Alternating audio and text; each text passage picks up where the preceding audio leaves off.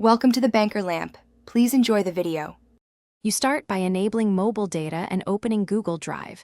This gives the app network access immediately. Tap your profile to confirm you are signed in because background uploads rely on account auth.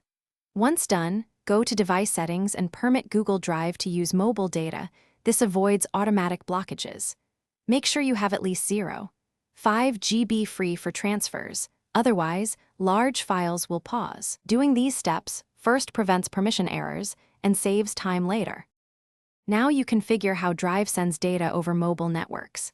In Drive settings, choose Upload Quality and disable Prefer Wi-Fi only so mobile data is used. This controls data cost and speed. Tap the plus button to upload files or choose Folder Sync for multiple items. Folder sync batches reduce overhead. While uploading, watch the progress bar, and if you hit limits, pause big transfers. This method balances speed versus data usage and explains why quality settings matter for cell plans. To finish, verify your files by opening Drive on the web or another device.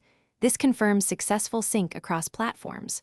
Once verified, mark important files for offline access so you have copies when signal drops.